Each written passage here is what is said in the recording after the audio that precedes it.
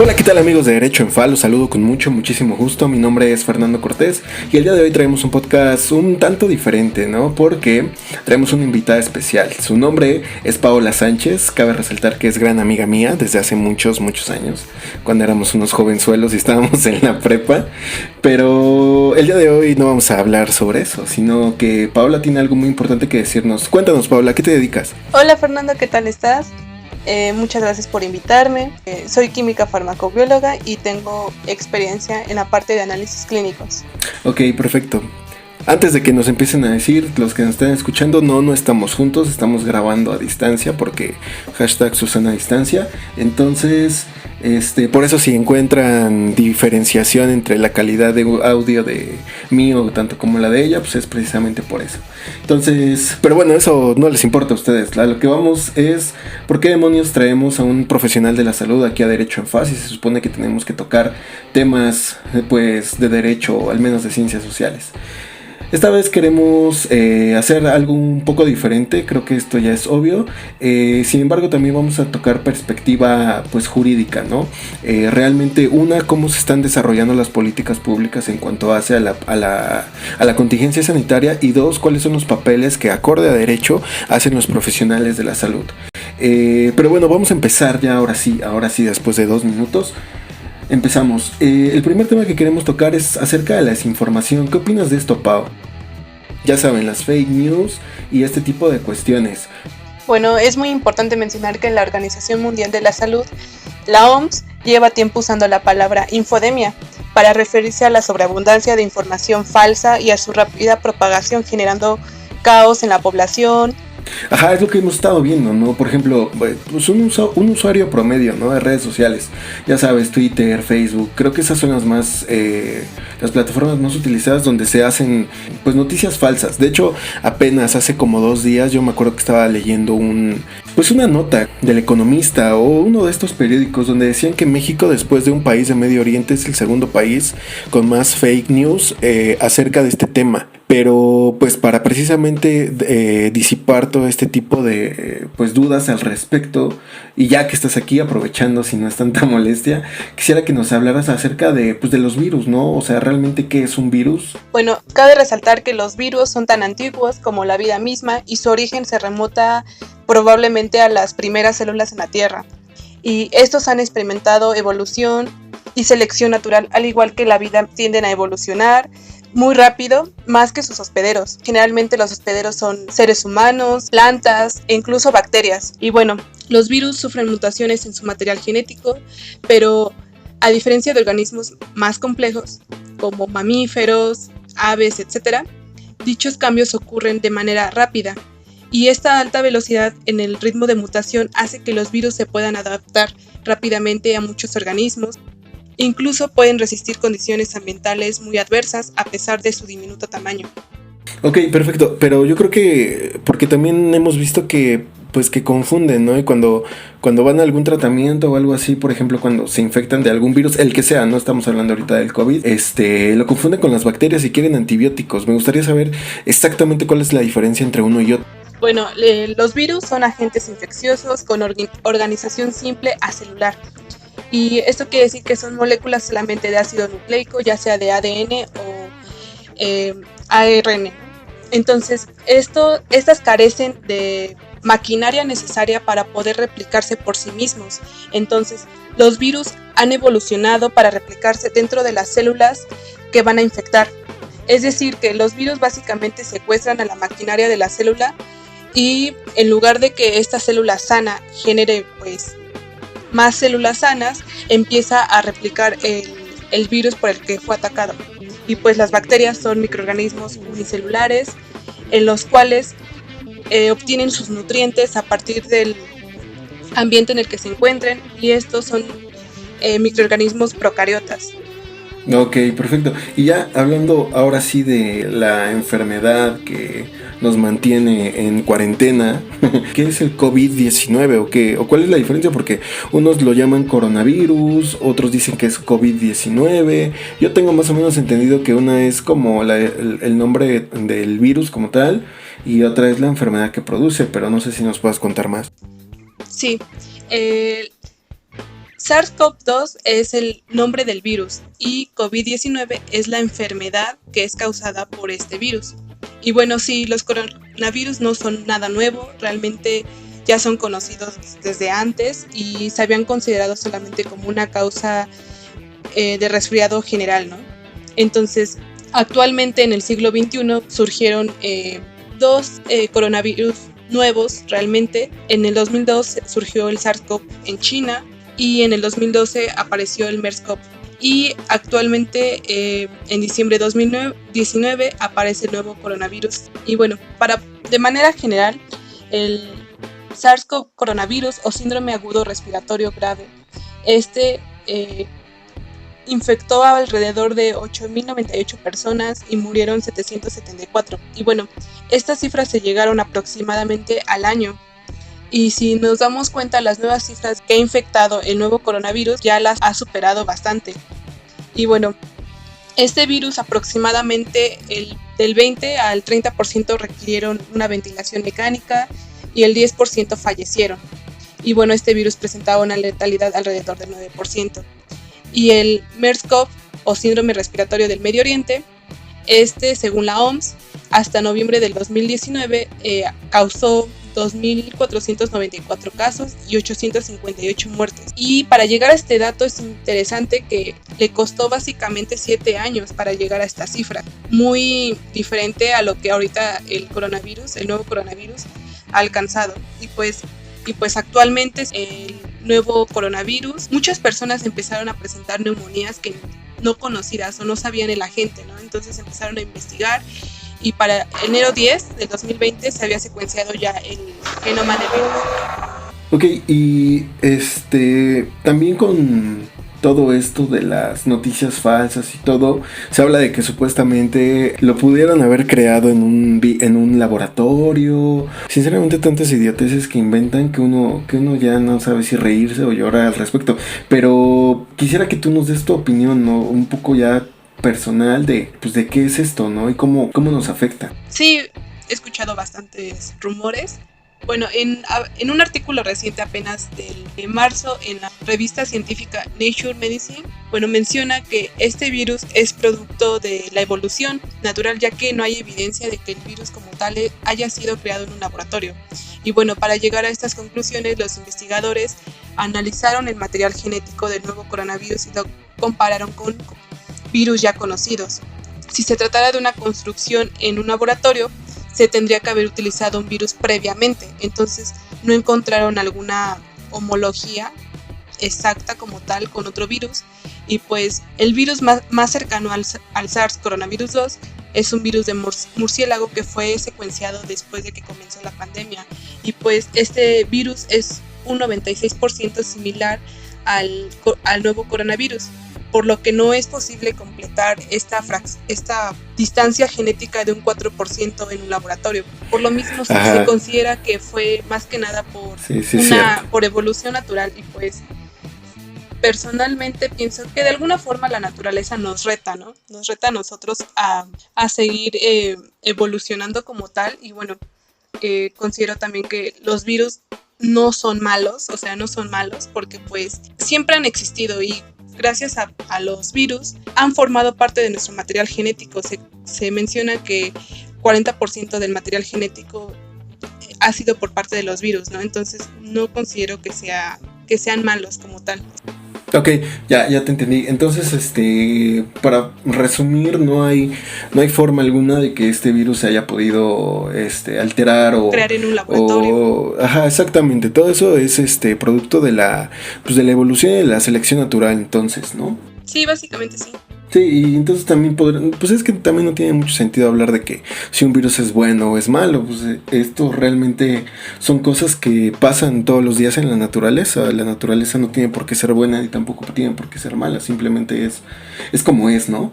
Sí, siento que nos reta como humanidad, ¿no? Pues al final van a sobrevivir las personas que pues puedan combatir a este virus, ¿no? Exactamente. Ahora ya bien nuestra percepción de bueno y malo, pues ya dice, es que mucha gente se va a morir, es que mucha gente está sufriendo, pero pues es que así siempre ha sido, y si estamos aquí y dominamos este mundo es precisamente porque sobrevivieran los más aptos.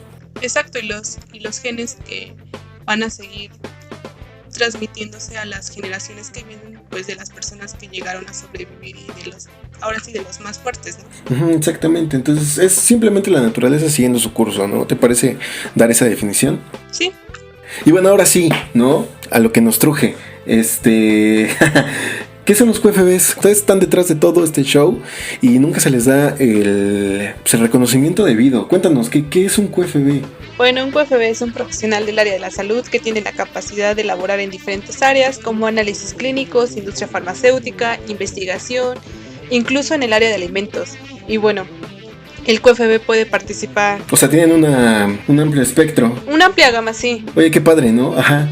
Y cuéntanos qué papel juegan, ¿no? En esta contingencia. Y bueno, el QFB en este momento va a participar activamente en la toma de muestra, en el procesamiento y ayuda en el diagnóstico con el médico. Ah, ok. Entonces, ustedes realmente hacen todo este procedimiento para tomar la muestra, ¿no? Cuando la gente ya se anda muriendo, entonces, sí, porque he oído en videos y pues es que la verdad es que, por ejemplo, yo como abogado pues, en estos temas soy igual que cualquier otra persona. Obviamente no soy un profesional de la salud, entonces nos surgen dudas a todos, ¿no? Por ejemplo, ¿qué es lo que hacen para tomarte la muestra, ¿no? No sé si nos puedas contar un poco. Sí, bueno, la Secretaría de Salud, a través de la Dirección General de Epidemiología, elaboró un documento llamado Lineamientos Estandarizados para la Vigilancia Epidemiológica y por Laboratorios de COVID-19.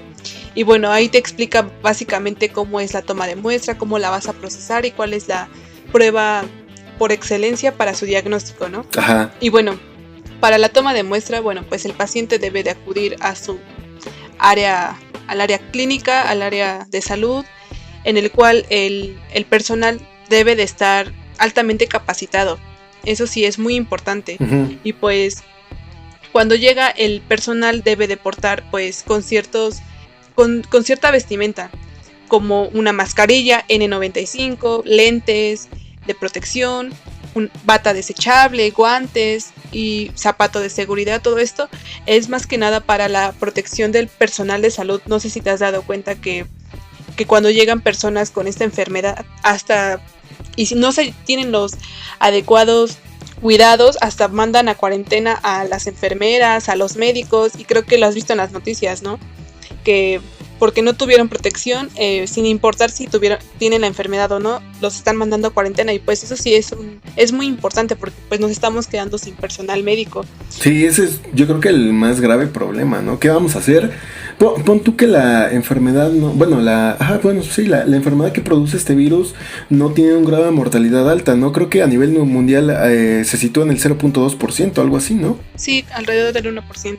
Ajá, algo así. O sea, el problema realmente aquí no es que si te vaya a dar te vas a morir, ¿no? Pero definitivamente necesitas cuidados y necesitas un tratamiento o bueno, necesitas observación médica. ¿Y qué va a pasar si todos estamos enfermos, ¿no? Incluyendo el personal de la salud. Entonces yo creo que también es importante resaltar este punto que mencionas y me alegra mucho que lo hagas en cuanto hace a pues la vestimenta correcta que deben de tener estos profesionales de la salud, ¿no? Porque no sé si nos puedas comentar así rapidísimo por dónde entra ese virus, ¿no? O sea, ¿cuál es la forma en la que te contagia? Te puedes contagiar por gotículas que pueden desprenderse al hablar, al estornudar, y estas gotículas tienen una distancia aproximadamente de 1.5 metros que pueden llegar, hace como una parábola. Por eso es muy importante el distanciamiento, porque aproximadamente como a 2 metros es imposible que la saliva, las gotículas que contengan el virus te lleguen. Ajá, y es que el virus como tal es algo pesado, o sea, no es como muy ligero, por lo tanto es que no alcanza una mayor distancia. También es importante que este virus se puede quedar en las partes sólidas de mesas, de superficies, y pueden estar ahí. ¿Cuánto tiempo puede vivir? Es que en diferentes superficies va a durar el virus, ¿no? Por ejemplo, en plástico se dice que como 24 horas, en otras superficies hasta 3 horas, ¿no? Entonces, eso sí es muy importante que al estar en contacto con superficies sí tengamos el adecuado higiene y no estar tocándonos la cara como tal muchas veces, porque creo que hasta todos, inconscientemente nos tocamos la cara, ¿no? O sea, sí. Alrededor una persona se puede tocar como más de 5 veces la cara, y pues deja que te toques la cara, sino que no te metas los dedos a la boca como tal, o te piques la nariz, o que te saquen los mocos, o los ojos, ¿no? Pues sí, o sea, básicamente es eso, porque pues te estás casi inoculando el virus en las mucosas, ¿no? Y pues ahí sí. Entonces ya, la única forma en la que puede entrar el virus es en las mucosas, ¿no? por medio de las mucosas. O sea, nariz, boca y ojos también, o ojos no. Ojos, nariz, boca, sí, o sea, evitar como que estar tocándose estas partes, ¿no? O sea, te puedes tocar la frente, ¿no? Y pues ahí queda el virus como tal, pero pues el virus no tiene como piecitos que va a caminar hacia tu ojo como tal, ¿no? O sea, Ajá, no, sí. se va a quedar ahí, pero sí, o sea, evitar como que tocarte la cara, o sea, eso sí es primordial. Entonces podríamos resumirlo en su sana distancia y no andarse tocando los ojos. Ni la boca, ni la nariz, ni picarse la nariz. Ni sacarse los mocos. Entonces, y bueno, y en cuanto a insumos, ¿cómo ves esto? ¿Te refieres acerca de los cubrebocas? Ajá, o sea, todo lo necesario para la toma de muestra. Ajá, exactamente, porque una cosa es pues lo que tú mismo lo acabas de decir.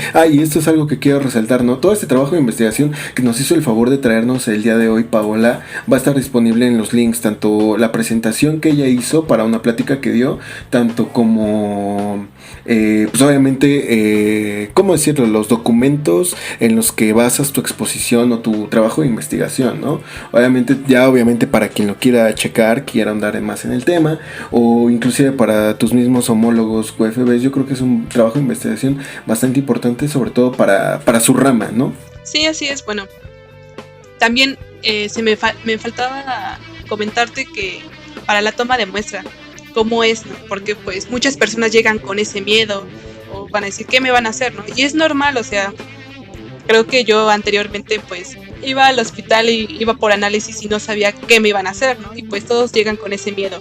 Hay diferentes tipos de muestra para realizar este diagnóstico. Existen el exudado faríngeo, nasofaríngeo, lavado broncoalveolar, aspirado traqueal, aspirado nasofaríngeo, etcétera. Todo eso suena bien doloroso. Siempre que dicen cosas así, me imagino que, no sé, te van a meter un montón de porquerías en la garganta y en la nariz. Pero en sí, ¿qué es? O sea, ¿qué te hacen? O sea, esto va a depender, la toma de muestra va a depender del tipo de paciente, ¿no? Por ejemplo, se recomienda más el aspirado nasofaríngeo, lavado broncoalveolar, o a las personas más que nada que ya están en cuidados intensivos, ¿no? Que ya no pueden como tal estar conscientes como tal, ¿no? Que ya están como en cuidados intensivos, pero por ejemplo para nosotros, las personas que nos encontramos todavía bien, se recomienda el exudado faríngeo y el nasofaríngeo. Y bueno, en el faríngeo como tal se le va a pedir a la persona que abra la boca y con una batalenguas estéril se le va a colocar en la lengua, y con un hisopo estéril también se va a hacer un raspado, se va a frotar sobre la parte posterior de la garganta, conocida como orofaringe, y se va así a obtener células infectadas por el virus. También en este tipo de muestra, pues el personal debe tener mucho cuidado porque pues corre riesgo de tocar la úvula, y pues al tocar la úvula vas a provocar el vómito. Entonces se va a poder, si no se tiene el correcto manejo en esa toma de muestra, pues hasta pues te puede vomitar el paciente, ¿no? Pues en la estar cara, ¿no? sí, por eso es muy importante que pues el personal utilice los gogles, ¿no? Y bueno, ese es un tipo de toma de muestra. Y el otro es el que tú mencionas, en el que te meten un hisopo en una fosa nasal, en la cual se va a rotar suavemente hasta obtener células infectadas. Sí es un poco doloroso, o sea, hasta... Entonces no suavemente. Sí es doloroso porque pues se sugiere que para que la toma de muestra sea la adecuada, pues el paciente hasta va a lagrimar un poco, ¿no? Son las dos formas que se recomiendan. Y pues después de que se tome el hisopo con la muestra, se va a colocar en un transporte viral, se va a mantener en una temperatura de 2 a 8 grados Celsius y etiquetar correctamente las muestras, pues porque son tantos pacientes, ¿estás de acuerdo, no? Y pues para evitar errores. Y bueno, después de que se hace la toma de muestra, se tiene que ir al laboratorio para procesarla. Y pues la prueba para el diagnóstico de COVID-19 es la PCR, que es una prueba de biología molecular, es muy específica, es muy sensible y pues detecta básicamente el material genético. Entonces te está diciendo si tienes el virus sí o no. Ok, perfecto.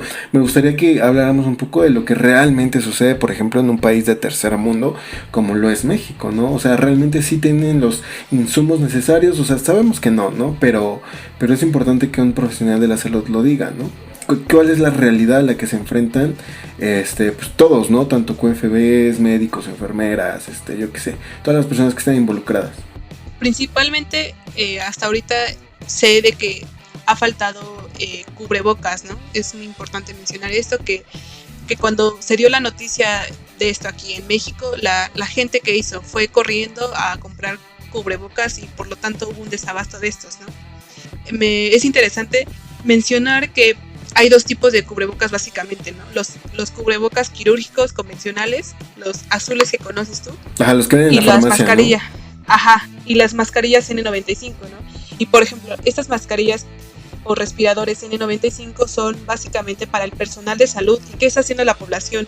La población está comprando este tipo de cubrebocas, de mascarillas, y está generando desabasto de estos, ¿no? Entonces, estamos también dejando al personal de salud sin insumos para el cuidado tanto personal de salud como para el paciente. Exacto, es lo que he visto. O sea, realmente yo creo que quien está actuando mal es la sociedad, ¿no? No tanto... Bueno, obviamente sí, ahorita vamos a platicar un poquito sobre las políticas públicas que ha tenido el gobierno, pero yo creo que muchos de los problemas que estamos viendo son ocasionados pues precisamente por la misma gente, ¿no?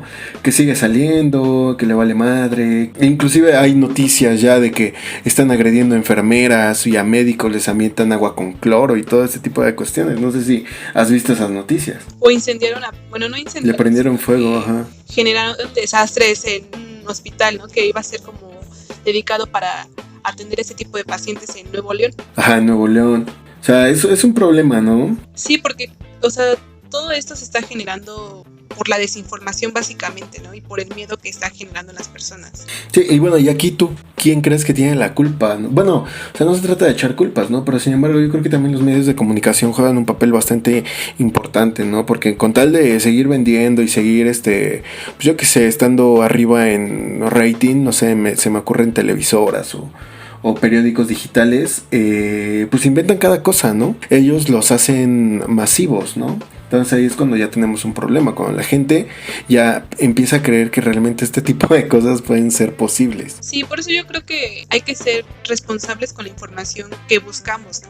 Más que nada hay que basarnos en fuentes oficiales, en fuentes verificables, y no transmitir también información falsa que ni siquiera sabemos su origen, ¿no? Por ejemplo, no sé si te pasa que te pasan cadenas en WhatsApp Ajá, sí. y cosas así, ¿no? Entonces creo que antes de enviar algo hay que ser responsables y verificar qué es lo que estamos leyendo y qué es lo que estamos por enviar, ¿no? Sí, es todo un mundo analizar todo esto. Pero bueno, ¿y las proyecciones a futuro? ¿Cómo ves el desarrollo de las vacunas o qué se está haciendo?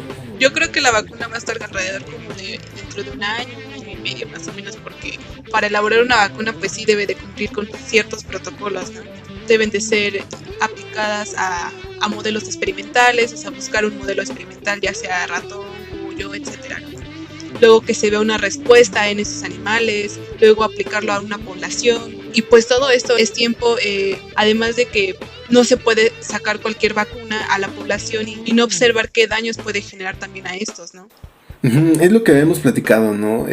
Una vez que realmente el procedimiento para desarrollar una vacuna no es tan largo, sino que lo aletarga o lo que lo posterga es todo este tipo de procedimientos y toda la burocracia que hay detrás de el lanzamiento de una vacuna, ¿no? Inclusive ya metiéndonos a temas un poco ya ahora sí legales, todo lo que tenga que ver con registro de marcas, registro de patentes, todo este tipo de cuestiones hacen que el tiempo de espera se haga más prolongado, ¿no? En parte debe de cumplir todos esos protocolos, porque pues estás de acuerdo que una vacuna para aplicarla a una población pues sí es mucha responsabilidad, entonces en parte sí coincido con todos estos protocolos. Ajá, o sea, sí, no estoy diciendo que no se dan a implementar. Sin embargo, que, o sea, en gran medida son los que hacen que esta espera por esta vacuna Se sea alargue un más. poco más. Ajá, exactamente, pero pues obviamente tienen que pasar por todos estos filtros, obviamente tiene que haber mecanismos, reglamentos, procedimientos institucionalizados para efectos de garantizar que todas las vacunas, no solamente esta, la del COVID-19, sino todas las vacunas que salen al mercado cumplan con exactamente, o más bien cumplan con normas estrictas en su elaboración y que garanticen su efectividad, tanto como la menor cantidad de efectos secundarios, ¿no? ¿Estás de acuerdo? Sí, así. Y pues hay algo que me gustaría comentarte, ¿no? O bueno, preguntarte más que nada.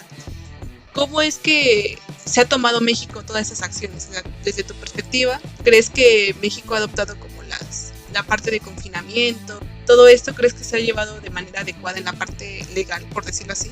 O sea, sinceramente no. Y me alegra que lo menciones porque a mí se me hace muy importante resaltar dos cosas. Uno, hay acciones del gobierno, más bien el gobierno cómo actúa a través de políticas públicas. ¿Qué es una política pública? Son todos los mecanismos y todas las posturas que adopta la administración o el gobierno encaminadas a perseguir un fin. Es decir, por eso oímos muchas veces que se habla de políticas públicas en materia de seguridad, en materia de economía, en materia de salud, que es la que ahorita nos va a interesar. Entonces son todas esas como reglas o pensamientos encaminados a la persecución de un fin.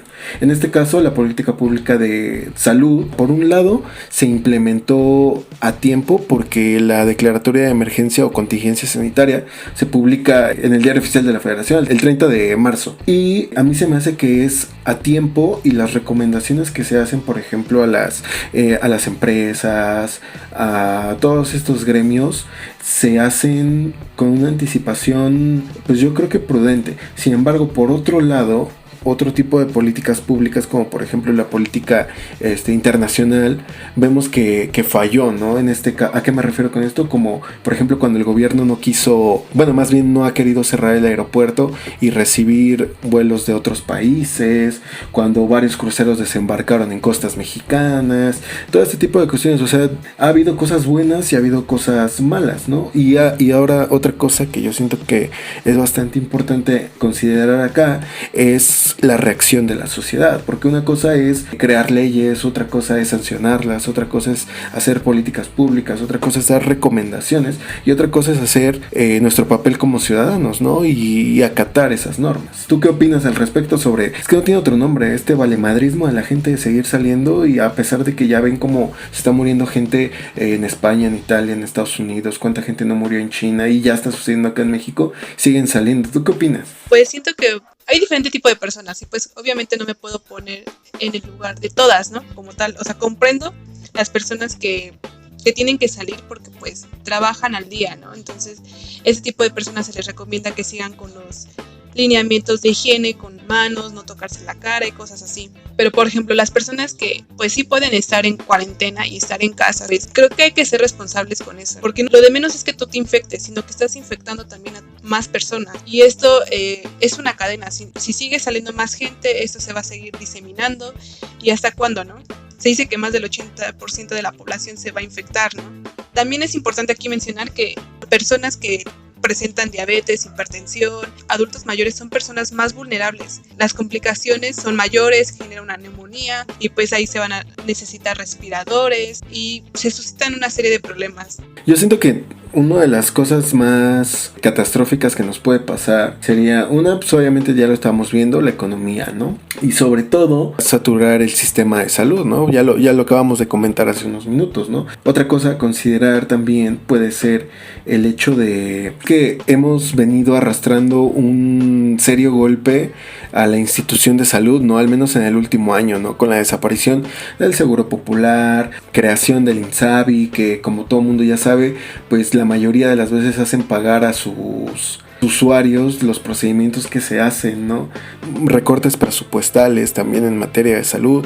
O sea, como que se ha debilitado mucho este sector, y ahora que más lo necesitamos, pues funciona pues apenas, ¿no? O sea, podríamos decir que apenas si funciona, ¿no? ¿Qué opinas? Sí, porque, bueno, es muy importante lo que dices, porque pues sí, con la creación del INSABI y la desaparición del Seguro Popular, pues sí, la mayoría de la población pues ahorita está desorientada, ¿no? O sea, no sabe a dónde acudir realmente si presenta este tipo de complicaciones. Se han propuesto por vía telefónica el que te quedes en tu casa y toda esta situación cuando la pasas de manera pues tranquila la enfermedad, pero cuando se llega a complicar realmente a dónde podemos acudir, ¿no? Creo que nos falta información en toda esta situación, el que nos digan qué es lo más recomendable o hacia qué instituciones. Exactamente. Pero, o sea, yo también quería hablar un poco de esto. Por ejemplo, ¿qué va a pasar con la gente que, como tú lo dices, ¿no? A lo mejor personas como tú y como yo que no pasamos de los 30 años, casi no nos vamos a ver afectados si es que nos llegamos a contagiar, ¿no? Pero, por ejemplo, ¿qué tal y si nuestros padres, nuestros abuelos, contraen esta enfermedad, ¿no? ¿Qué va a pasar precisamente con las personas que sabemos que es más del 60% de la población mexicana que está en condiciones de pobreza, ¿no? A lo mejor los van a llevar al hospital, al más cercano, etcétera, etcétera, y por ley el hospital o el personal de salud tiene la obligación de atenderlos. Sin embargo, por ejemplo, si van a un hospital o a un lugar donde prestan los servicios pero de manera particular, obviamente les van a realizar todos los procedimientos y no se tienen que negar a atenderlos. Sin embargo, les van a cobrar, ¿estás de acuerdo? Sí, estaba viendo que la prueba para el diagnóstico está alrededor de 5,000, 6,000 pesos en algunos laboratorios privados, ¿no? Ajá, todos los gastos de, pues yo qué sé, terapia intensiva, pruebas para detectar el virus, el tratamiento, todo lo que conlleve esto, inclusive la cremación y todo, pues todo cuesta, ¿no? Entonces, si lo vemos desde ese punto, también es recomendable por salud económica, ¿no? Si le podemos decir de esa forma, que pues, se mantengan en casa, ¿no? Y más en esos momentos que no hay un flujo como tal del dinero, ¿no? Porque pues la economía no está funcionando al 100. Entonces no hay este flujo y pues de alguna forma nos va a afectar en la economía a la mayoría o si no a todos, ¿no? Sí, efectivamente. O sea, y por ejemplo, no sé si tú has visto, bueno, ¿quién no ha visto, no? Las declaraciones de nuestro flamante presidente, ¿no? Yo no sé si lo hace por imprudente, si lo hace a propósito, si le da flojera pagarse unos cursos de imagen, pagar asesorías o personas calificadas para que le digan qué decir. O sea, ¿cómo puede ser que diga que nos cayó como anilla al dedo? Si el sistema de salud está debilitado. 2, antes de la contingencia la economía no creció menos del 1%. Estamos casi entrando en recesión. Realmente no creo que sean las mejores palabras y todavía se dedica a polarizar, ¿no? Polarizar sectores. El sector empresarial contra el sector pues que trabaja, ¿no? El obrero, por así decirlo. ¿Tú qué opinas el que se apoya a los pobres como tal y no quiera apoyar a las empresas? Ajá, obviamente es que pues no se pone a pensar que realmente quien aporta la mayor cantidad de dinero al país, quien da los empleos, quien paga sus contribuciones para que el Estado pueda funcionar, son los empresarios, ¿no? Llámense pequeños, medianos, grandes empresarios. Por ejemplo, a lo mejor las grandes empresas obviamente van a sobrevivir a este duro golpe económico. Estamos de acuerdo que van a tener pérdidas, ¿no? Pero por ejemplo, empresas transnacionales, llámese Bimbo, Grupo Carso, todo este tipo de empresas, pues sí tienen la solvencia económica como para enfrentar esto. Pero ¿qué va a pasar con las pequeñas y las medianas empresas? A lo mejor tú apenas te estás posicionando, a lo mejor tú apenas tienes, no sé, un pequeño taller con 15, 20, 30, 50 personas. Tu flujo de efectivo no te da para afrontar todo esto, ¿no? Es decir, seguirles pagando completo a tus empleados, mandarlos a casa y que no produzcan ya sea tus productos o tus servicios, ¿no? A través de la Profeco impedirte que subas tus productos. ¿De dónde madres vas a sacar el dinero? Pero ajá, y luego que cuando tengan que regresar a trabajar sus empresas ya no va a existir. Entonces son muchos puntos a considerar, ¿no? Y eso obviamente se traduce pues en más desempleo. El desempleo pues obviamente se traduce en que la gente pues necesita comer y a lo mejor ya hasta estamos hablando de elevar los índices de criminalidad, ¿no? Sí, realmente se va a desatar una serie de eventos nada favorables, ¿no? Creo que para todos. O sea, si realmente la gente acatara las indicaciones, si no hiciéramos tanto alboroto, si no compartiéramos noticias falsas, si hiciéramos lo que nos piden, yo creo que pues no sería bueno, o sea, no es que no diga que no sería gran cosa, sino que no tendríamos estos impactos, ¿no? Sin embargo, considero que nos hace más falta la difusión, ¿no? De la ciencia, ser comunicadores de la ciencia, porque por ejemplo, caigo en lo mismo, hasta el mismo presidente saca sus estampitas de los santos y que no sé qué, y que le reza a Dios y etcétera, ¿no? No digo que esté mal, ¿no? Al final de cuentas es una religión, son creencias de cada quien. Sin embargo, es importante puntualizar que pues, la religión no te va a salvar, ¿no? Quien te va a salvar van a ser la gente que se dedica a la ciencia, que desarrolla vacunas, que todo este tipo de cosas. Me gustaría que hablaras de la importancia de la ciencia precisamente en la vida de la gente. Pues yo creo que la ciencia como tal mejora la calidad de vida de las personas y nos ayuda a pensar más allá de lo que tú mencionas, que el que creamos en estampitas o este tipo de situaciones, como tú dices, no está mal porque al final son creencias de muchas culturas, ¿no? Pero... Ajá, y al final de cuentas, pues también desde el punto de vista jurídico, pues lo protege la Constitución, ¿no? La libertad de culto. Sí, me gustaría citar a un científico, que por cierto es químico y farmacéutico, que es Bernardo Alberto Houssay. Es un premio Nobel de Medicina del año de 1947 y él menciona que los países ricos lo son porque dedican dinero al desarrollo científico-tecnológico y los países pobres lo siguen siendo porque no lo hacen. La ciencia no es cara es la ignorancia. Y pues, por mencionar algunos datos, en el mundo existen alrededor de 7.8 millones de científicos, de los cuales México alberga el 0.6% y la Unión Europea alrededor del 22.2%. Entonces, sí es muy abismal la diferencia, ¿no? O sea, son cosas que, ¿cómo decirlo? Que nos hacen ser lo que somos, ¿no? Un país en vías de desarrollo. Y bueno, y ya para finalizar, pues danos unas recomendaciones, ¿no? Ya aprovechando que estás aquí. Pues igual, mantener una sana distancia, el etiquetado adecuado de la forma de estornudar, ¿no? Evitar propagar secreciones en la calle, el higienizar las manos correctamente durante 30 segundos, el evitar tocarse la cara y pues acatar todas las indicaciones de la Organización Mundial de la Salud más que nada, y no informarse de fuentes falsas, erróneas y no caer en el miedo también, porque pues el miedo es literal es como un virus, ¿no? Que se propaga también fácilmente, causando pánico en su población. Y es más peligroso. Sí, es muy peligroso. Hay que informarse, investigar en fuentes confiables, como lo he mencionado. Entonces eso sería todo, ¿no? Sí, algo que tú quieras mencionar. Desde tu perspectiva de ser abogado, ¿cómo ves esta parte de la ciencia? ¿Tú crees que tenga realmente importancia?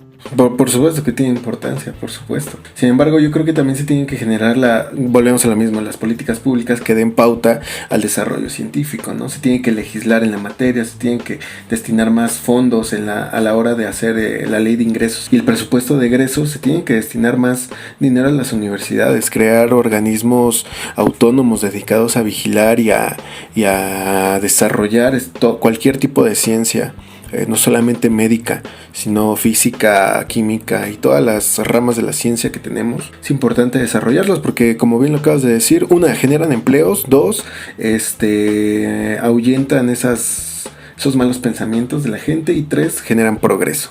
Pues bueno, muchísimas gracias por estar aquí en este podcast, me gustó mucho poder colaborar contigo. Gracias a ti por invitarme y pues ya sabes que cuando nos estemos viendo, ya te daré un fuerte abrazo cuando todo esto pase. Sí, cuando toda esta porquería pase. No, pues muchísimas gracias a ti, de verdad. Y pues gracias a ustedes, amigos de Derecho en Fa, por escucharnos. Ya sabemos que hoy salimos un poquito como de lo convencional, pero de eso se trata, ¿no? De reinventarnos todos los días. Sobre todo hablar informadamente, ¿no? A la gente.